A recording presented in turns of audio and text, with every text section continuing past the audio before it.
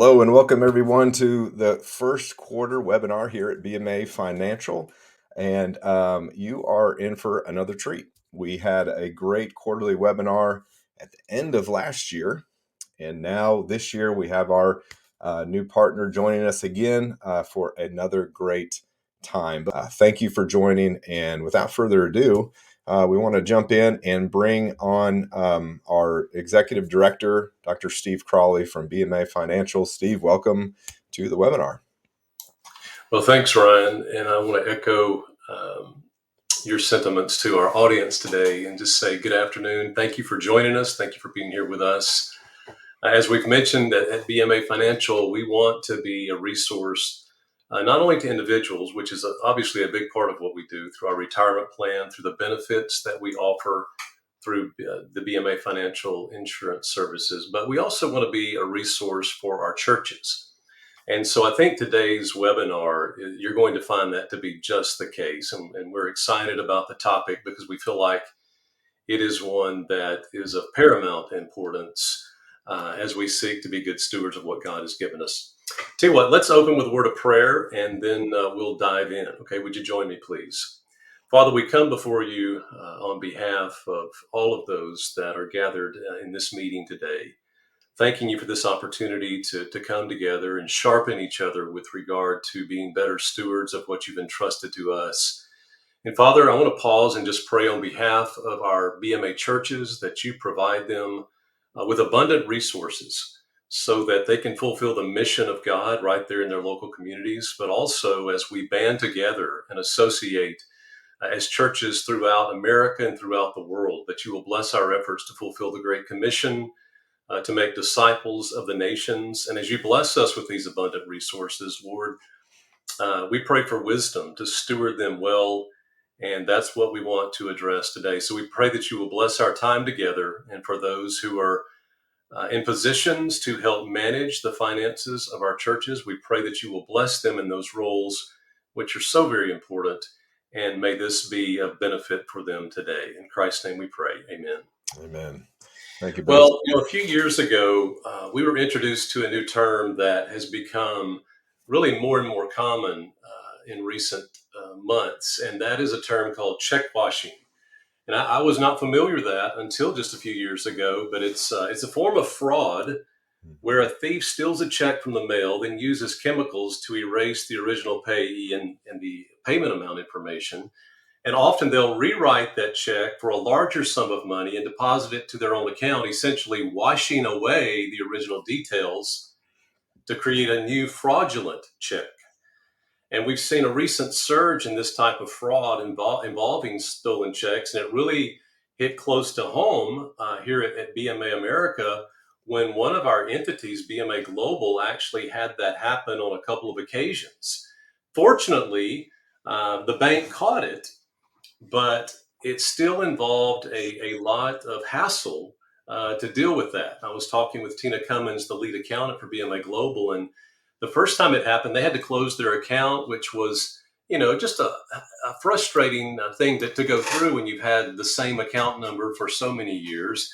And then the second time, they actually went with a service called Positive Pay that some of you may be familiar with, but with that, they submit the details of every check they issue, the check number, amount, and payee to their bank, which just helps to protect those checks that are going out. So with all of this happening here within our own office, it raised our level of awareness even more as to some of the things that we need to be aware of today with regard to managing God's resources in the local church and in the denominational offices of which we are in. So I feel like today's resource with Caroline Sellers and Sparrow Team Financials is going to be a great blessing to you. And I certainly think something that will benefit you as you are in your role there in the local church. As we mentioned last time, last webinar we did, we forged a strategic partnership with Sparrow Team Financials. Caroline Sellers is the principal of that organization, and she is one of us. Caroline and her husband Travis are currently on staff at Antioch Baptist Church in Conway, but they are in the process of planting a church in Salina, Texas. And Travis and Ryan and I are actually in a men's discipleship group together. We're certainly going to miss both Travis and Caroline as they transition, but we're so excited about what God is doing with them. And we're glad to have this connection with Sparrow Team because they're a great resource to BMA Financial, and I think she'll be a blessing to you today. So with that, Ryan, I'll turn it back to you and really look forward to the webinar. Absolutely. Thank you so much for those comments and setting it up for today. And everyone, just like Dr. Steve Crawley mentioned, we are excited about having Caroline. So without further ado, we'll have her join us with us. So Caroline, welcome to the You. webinar. How are you doing today? I'm doing great. I'm here in downtown Conway. All the busyness is behind me, but I'm so glad that we're getting to meet together today about this topic because it's such a timely Mhm. thing to start talking about because there's been a lot of people that have been hurt by this check fraud. So we Yeah. have a big question on our hands. Is it time to move beyond the paper checks? That's what we're here to talk about today. That's right. That's right. And it's going to be Caroline's going to present for us today, but Steve and I will jump in with our questions too, and thoughts, just so we have a nice casual discussion about this. But it is a serious topic, so we definitely want to hear your expertise. Well, and yes, like Steve was saying, my husband and we are planning a church, a BMA church, and I obviously won't be doing the books for that church because that's not an appropriate thing for me to do that. But I help a lot of other churches, and my team is a team of accountants and bookkeepers, and most of us are serving in ministry in some way ourselves. So we really are a team of ministers that are helping other people with their ministries. And so this is why it's so important to me to make sure that everyone gets great information because we want to protect the money that we've been given for our ministries. And this is one way we can do that is by being aware of what's happening around us in our state and in our country and just getting ahead of the people that would have bad intentions to hurt or harm you or take money from your organization. And by doing this, we can just take care of the things that God has given us. So one reason that made me really want to talk about this is because I received an email from one of our congressmen. I don't know if you guys follow your congressmen and the things that they put out, but it was an alert to tell us that there is a rise of this check fraud going on in Arkansas right now. And people have lost millions of dollars in this state. And so he put out this email saying what was happening and that he was going to request and send a letter to Washington to ask for help because it's really hard to track these criminals. Sometimes they do things across state lines, so it's hard for our police officers to really help. And so he just thought, I need to let people know what's happening because you may not be aware. There are a lot of limitations with paper checks. Including processing delays. When you write a check, it's a while before it shows up, depending on when the vendor, whoever you wrote it to, deposits it. There's higher cost. Checks are expensive, and when you have to purchase a lot of checks, you're also probably purchasing envelopes, and you're also having to get postage and then pay the labor cost of processing all of those checks. And then, of course, the big thing is your risk of loss and theft. And the truth is, if you're still using paper checks to do most of your church business, you really are putting yourself in one of the most vulnerable situations that you could possibly do right now in this climate. So that's one reason why we want to talk about this today.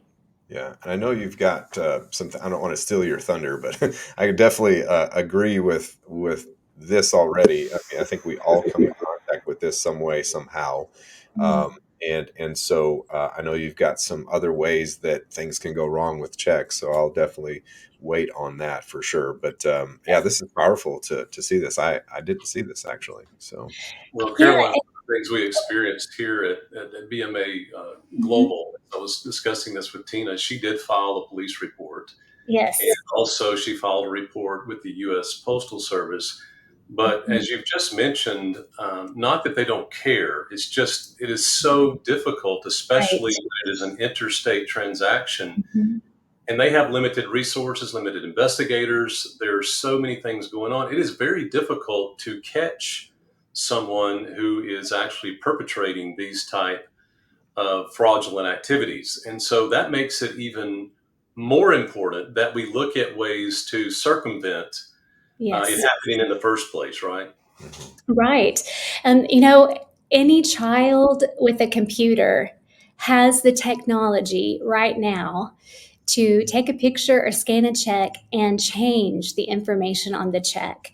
And a lot of people deposit their checks using their phone. They do a snap and they electronically deposit. And that's what a lot of these criminals are doing. They're altering the checks and snapping it. And of course, one of the situations I dealt with that we'll talk about later, the police were saying, we'd love to help you, but we don't know where this check was actually deposited. Where did they go to snap the check? It may not have even been in the state.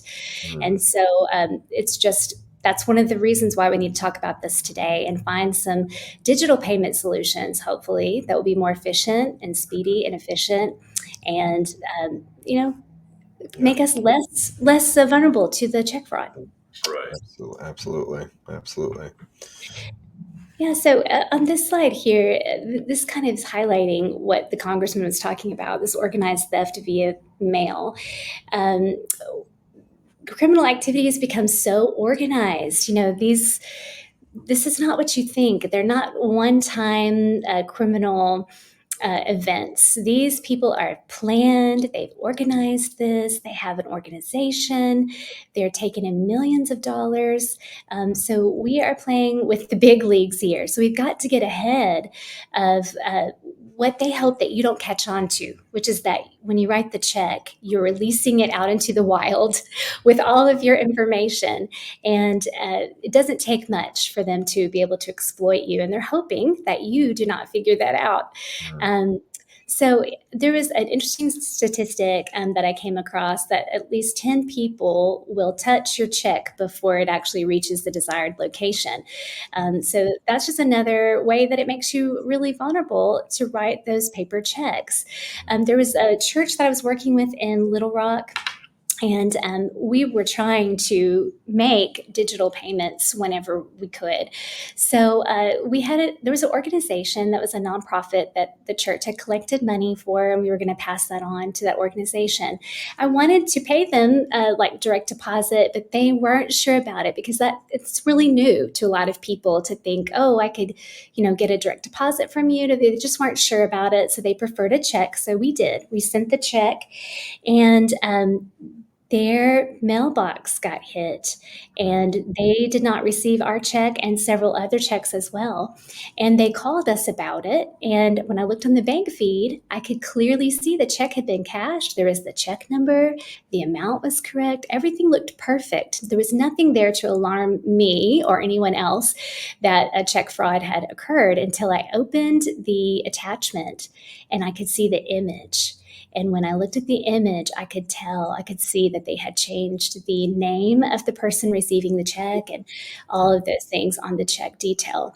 The criminals didn't stop there. They reprocessed that check several times and actually left the same check number and just kept changing the amounts, upping the amounts, and also the person that it was made out to.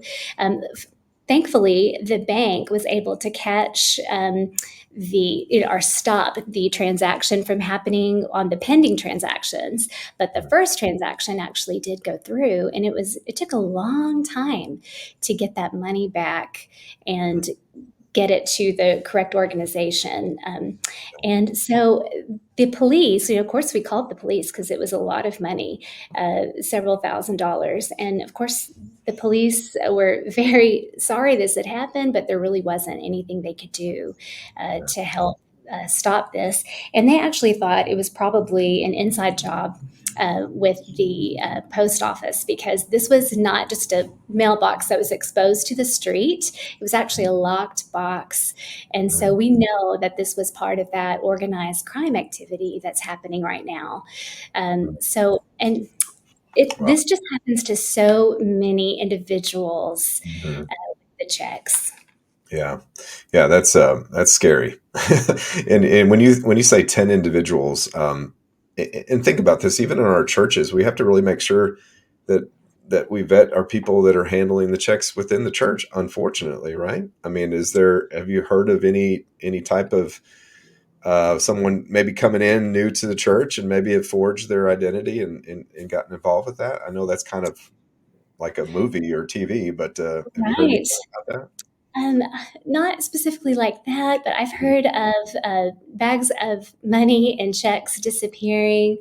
Um, they people that come, they kind of know what your rhythms are. They know if you're collecting the offering and then you're setting it on a desk and someone's coming later. I mean, eventually people figure out what your systems are, and if you don't have that locked down, Mm, that's one way that you're making yourself, vulnerable to someone coming and stealing from you.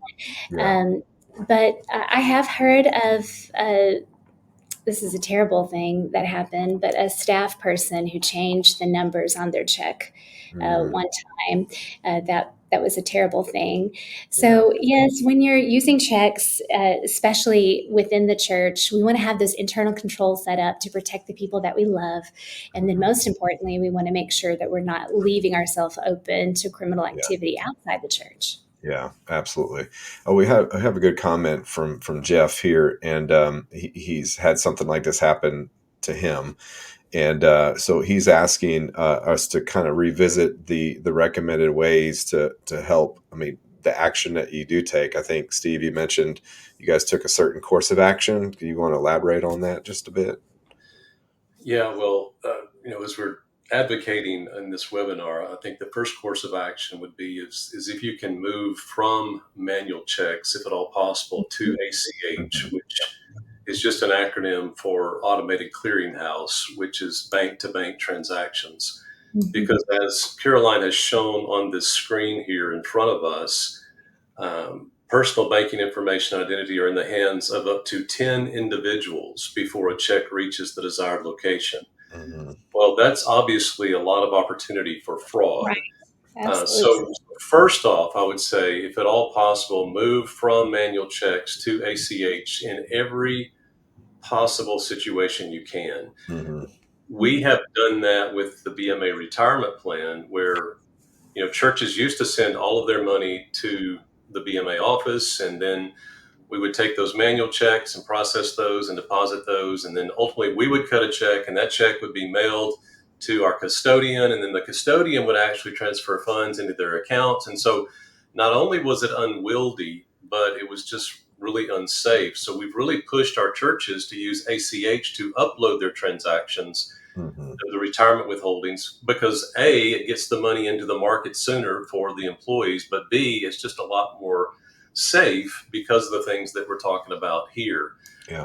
Now, some of the if you do choose to continue with checks, some of the resources that would be available to you would be Positive Pay, which is through Paylocity.com, and this is that process where when you do cut checks, you would upload um, a list of the checks that you've cut to your bank. And essentially, they use that to screen anything that comes through to clear that does not match what has been uploaded, is thrown out or it's flagged. And then you have to go in and verify that there's a discrepancy. And in my discussions with Tina, she said there are inevitably discrepancies that are not malfeasance, but just because it's a data dump. And obviously, anytime you're doing data that way, there's going to be some mistakes. But that would be one safeguard Mhm. if you are continuing to use checks that you could put in place. And I'm sure Tina would be a great resource for Mhm. someone if they're interested in doing that because they've Yeah. gone through that process. So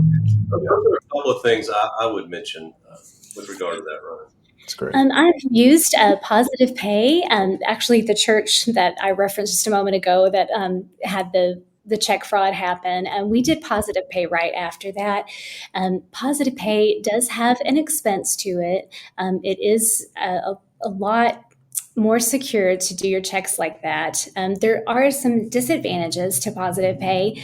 One of those is that you have to go in and approve all of those checks by a certain time in the morning, or the checks that you did write will be returned. They won't won't honor those checks. So if you're not on top of that and have that as part of your everyday process to go in and certify those checks, you may have some checks that won't be paid to your vendors. There is a setting that you can turn on there where you can say, well, what if I didn't get to it by that certain time? Go ahead and pay the checks. But if you do that, then you've undermined the purpose of the positive pay.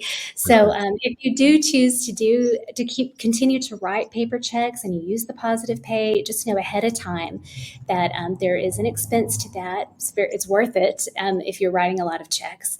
And also your team has to really be on top of knowing when and how to approve the checks so that you don't have returned payments. Mm-hmm. That's great. That's great.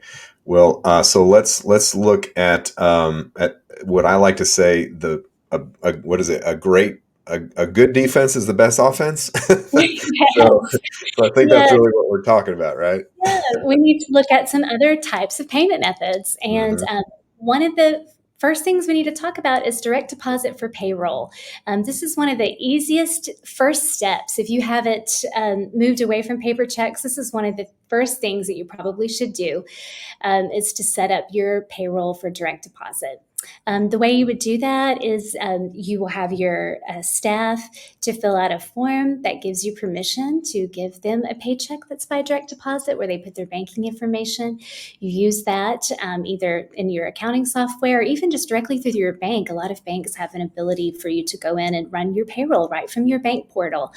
And you use the information on that form to be able to process that. It goes directly to their bank account. So there's no chance that the check is going to be received by someone else. And it's just a safer way to do that. The other thing we can talk about is bank bill payment. Most of your accounts are probably business accounts, and the bank does have a feature where you can actually pay your bills directly from your bill pay portal at the bank. And doing that, if you do have to send a check, like what it's a vendor that just has to have a check, if you're sending a check through the bank bill pay, it's actually a lot safer than the one that you would send from your office and drop in the mailbox. Most of those bill pay checks have a tracker on them, so you'll be able to see even where they are in the delivery process because they're tracked with the post office. And so it's just a more secure way to send the check if you absolutely had to.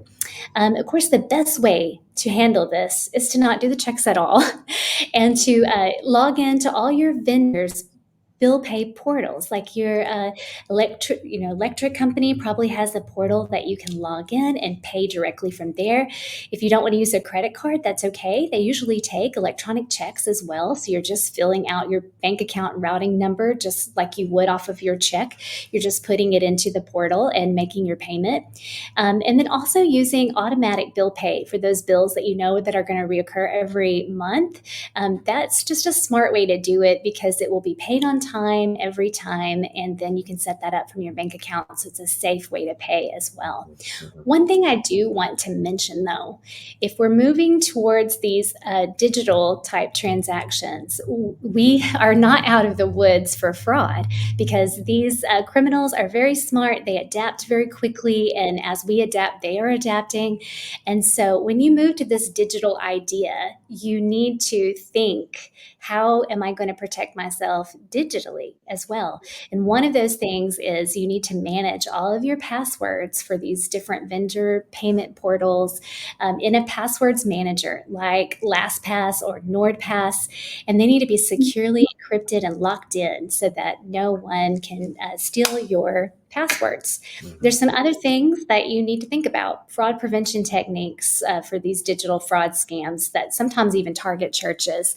One thing that I've seen a lot, actually, so much, I mean, just it happens all the time, is your staff. You probably have their contact information on your website.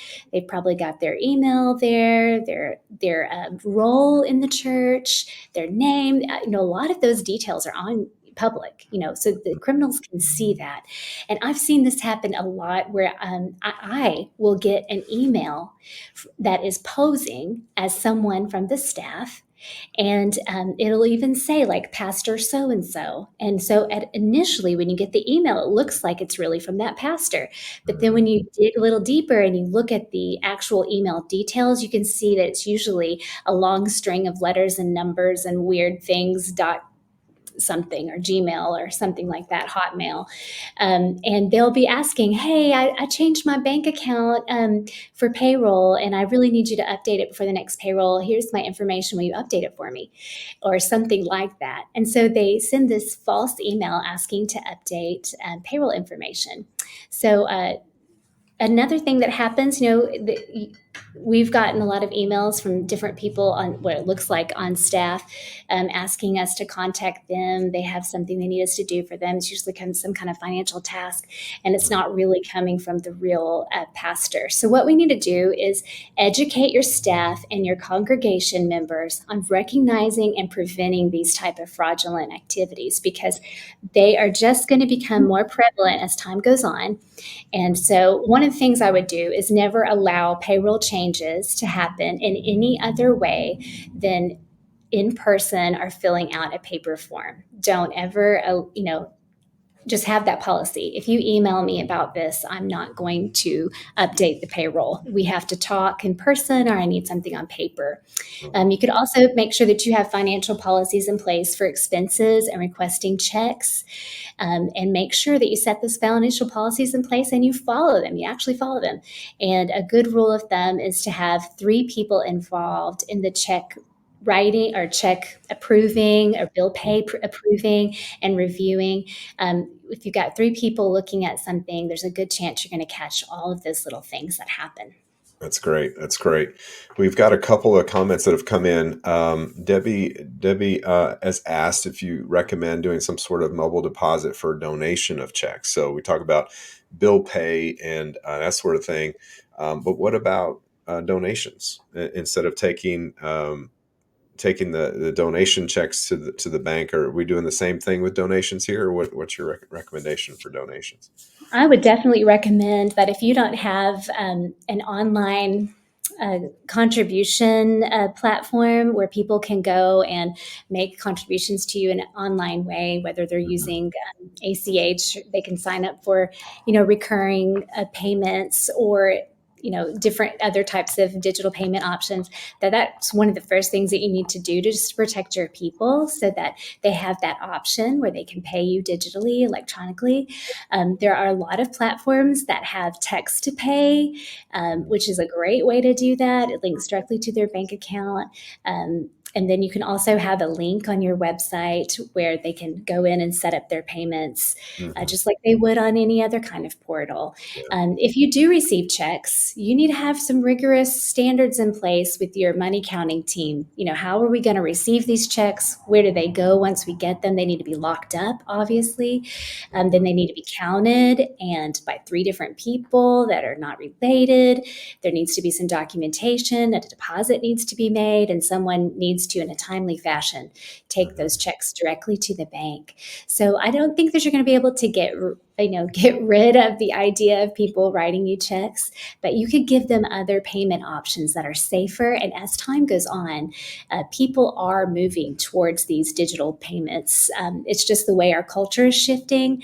And as a matter of fact, I get bills, that I have to process all the time for different churches and clients, where I have to pay their vendors for them. And most of the vendors are starting to include their ACH information on their invoices. It's very interesting, because now they're asking, would you pay us by direct deposit instead of sending us a check?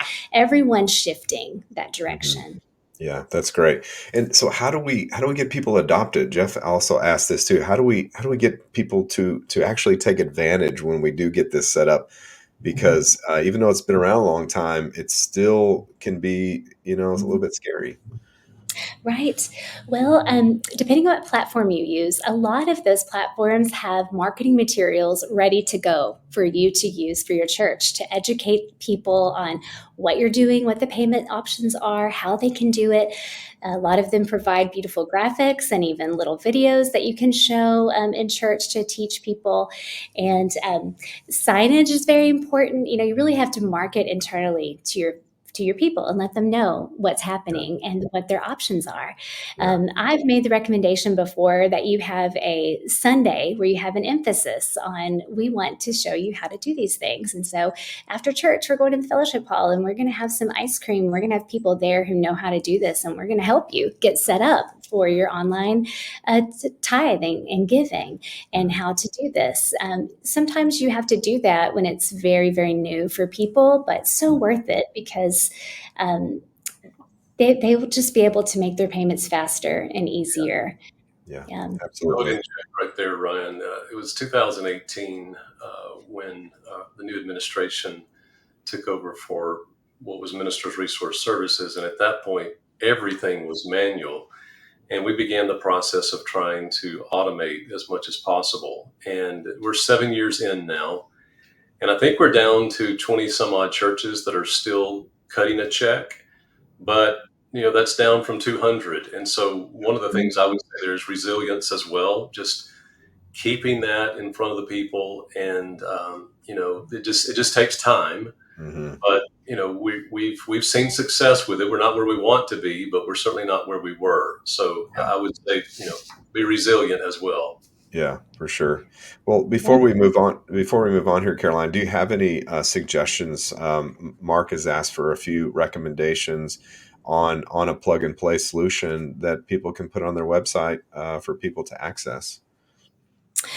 Yes, there are some solutions like Breeze and Subsplash that you can plug in. But a lot of our church accounting software has it built in already. For instance, if you're using Planning Center for any of your other, activities at church for worship or for any facilities or for groups, if you're using Planning Center in any way, they have a giving module. And included with that giving module is text to give. They set it up for you, a link that you can copy and put right into your web page that takes them to a giving page right in Planning Center. And it tracks their giving. It also comes with an app that people can download to their phone, and they can pay tithes and offerings right from their app, and even make designations. Like if you're collecting for a missions trip, or their VBS is coming up and you've asked people to give to VBS, you can actually put those designations right there, and they have the options to click those when they're giving.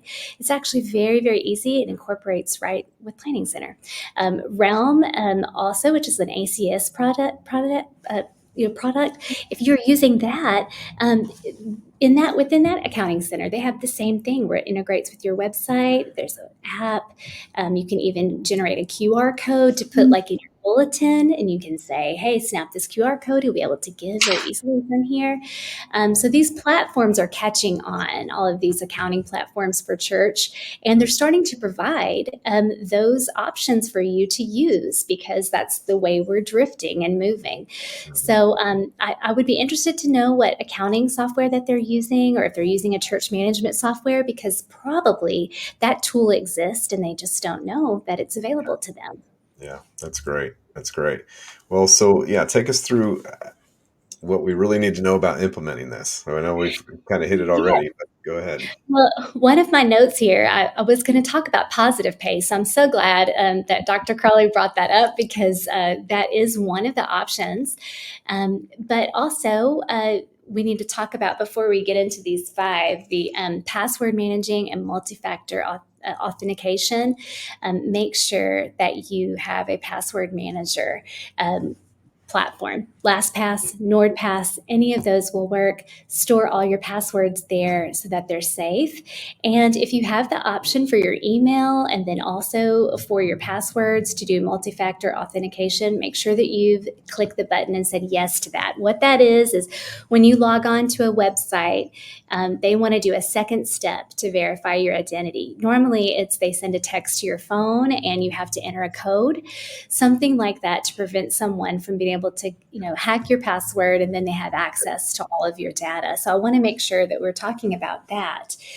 So starting here with 1 through 5, keeping those things in mind, that you're password managing and that you're also checking the box to do multi-factor authentication. For accounts payable, the ideal situation is that all your bills, payments are sent electronically and you just bypass the mail altogether. That you set up auto pay for all your recurring payments and bills because that's very predictable and is easy to manage. All your bills should be paid through online portals or through bill pay at your bank because we're keeping that digital. And if you have a check that is absolutely necessary, either send it through your bank where it is very secure, tracked, and protected. You can utilize that positive pay option if you have it. And then the last one here is to create a bill pay policy where there's at least 3 individuals that approve each payment, securing, making sure that you're secure with your checks and balances. I have 3 more tips for you with these 5 items here. Number 1 is if you don't have this already, you need to have an email that is for your billing or finance, where all of these electronic invoices and statements are going to go. This is where they're going to live. If you're in a situation right now where you are receiving statements and they're coming to multiple people's emails on your staff, that is not the most secure way to handle these payments and invoices. You want to have one place where everything is going so that you can keep it very organized, and it's easier to see if there's been some fraudulent activity if there's one person monitoring that email, because you'll be able to easily see that something's off. If you've got payments coming and going from different people's emails, it's very hard to keep track. So step 1 would be to create a finance email for your church where all things financial end up. This is where this kind of your hub. And so all of your logins for your bill pay portals will have the login for that email. That way you're keeping everything safe and secure. The second tip I wanted to tell you that if you need an ACH form that gives you permission to direct deposit into a vendor's account or to a staff account for payroll, if you don't have that, our team can provide that for you. We've actually created one, and if you contact us, we can give you, we can help you with that. We can put your all your contact information on it and your logo, and then you'll have it. So when a vendor wants to be paid, you can have them fill out that form, return it to you, and then you'll have all the information that you need to pay them electronically. The last tip I want to tell you is credit card management. A lot of churches are starting to allow their staff to have their own credit cards so that they can take care of the expenses for their ministry. And a lot of people at first thought about that are like, no, we don't want to do that. We don't want to give our staff credit cards to manage. But actually, if you think about it, it's actually a really great way to manage a lot of things, not just this fraud situation with the checks. First of all, credit cards have a much more robust fraud protection system. If you've used a credit card recently, you've probably had your card locked down for security because the card company did not recognize a transaction. They thought maybe it was something that you wouldn't normally do from a place you don't normally go. So they have these really great protections where they'll lock up the card. And so that's one thing that you could use with a credit card. Also, when you're using a credit card, you're not exposing your cash to your expenses. So if you do have some fraudulent activity, you haven't dipped into, that fraudulent activity didn't impact your cash in your bank account. Also, if you're using a business setup for your credit card management, then you can put limits on the cards that you're giving to your staff members, which actually really helps them to stay in budget because you can limit how much can be spent on that card. And the last tip about the credit cards is that a lot of them will give you business points. So that can be transferred into cash or other types of benefits for using the card. And a lot of people are able to use those points for different things. Like maybe they decide all of the points that we earn, we're going to convert into cash and we're going to give it to this missions project at the end of the year. Or we're going to take all of the points that our credit cards have earned and for our church account, and we're going to make a one-time donation for our pastor's retirement. We're going to do something like that. So there's a really neat way to use credit cards, because you also get that extra benefit, and you can use those points for other ministry purposes.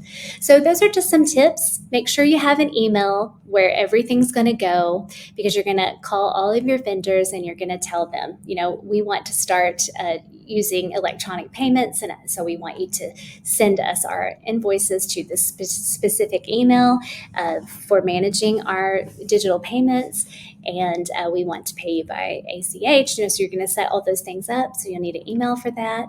You'll need to make sure that you have a tool of some sort, like an ACH form that you can use to get permission and all the details to do this.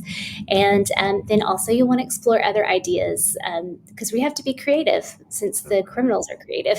Maybe you want to start using credit cards for some of those expenses. Yeah, and I actually have experience working with a credit card system that really makes the receipting and the invoicing really easy. It's called Ramp. I don't know if you've heard of that. It's really good. You can use you don't even have to get off your text message to use it, and it archives it and sends it to the finance manager. It's amazing. Do you have any other suggestions to credit card management tools? Well, a lot of the credit card companies now are including tools with Mhm. their credit cards. So a lot of them have a system to where each person has their own login, and they can actually attach receipts to the transactions. So I love credit cards that do that, because it saves a step. I'm not as familiar with Ramp, but I know there are a lot of apps that you can download to your phone that can snap receipts Yeah. and track receipts for you. It just makes it super easy. Yeah, that's exactly what it does. It's so great. Caroline, this has been some great information. Tell everybody how they can get in touch with you, because I know people have more questions. Yes, we just kind of skim the surface on what you need to do, but if you need more details or need help, you can always reach out to us. Our telephone number is listed right here on this last slide.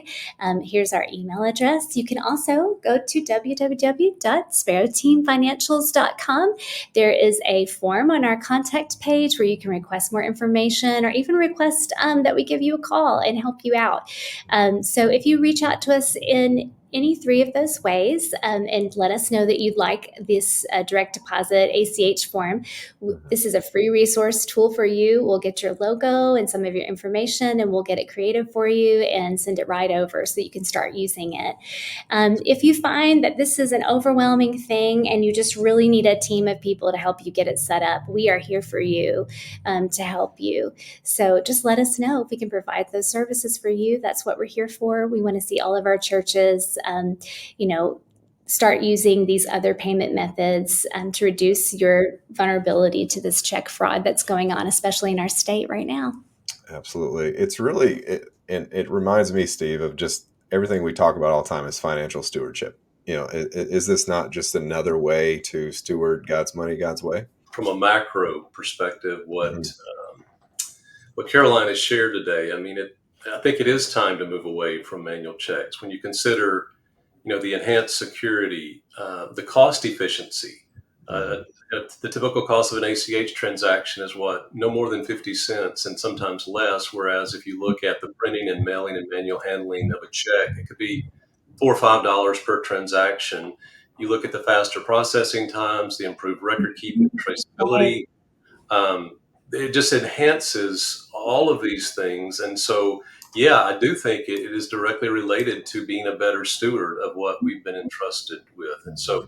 Caroline, thank you for sharing with us today. This is invaluable information. And Yes. just want to reemphasize how elated we are to have Caroline and her team as a strategic partner of BMA Financial. And we want to, again, overemphasize if your church is in need of bookkeeping or accounting services, Right. uh, they are our preferred endorsed provider. And so reach out to them if there's a need along those lines. Right. And they've been vetted and proven, and they will be a blessing to your church.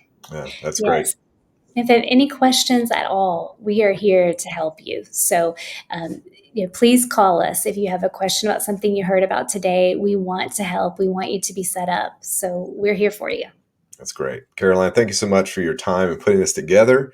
And just remind everybody, all this is coming over in an email within 24 hours. So you have this and have the recording as well. So thank you again, Caroline, for being here with us. We'll see you in May when we do this again. So everybody will have to be on the lookout for that. And Steve, as always, thank you for your direction, your leadership. Thank Yes, you. thank you.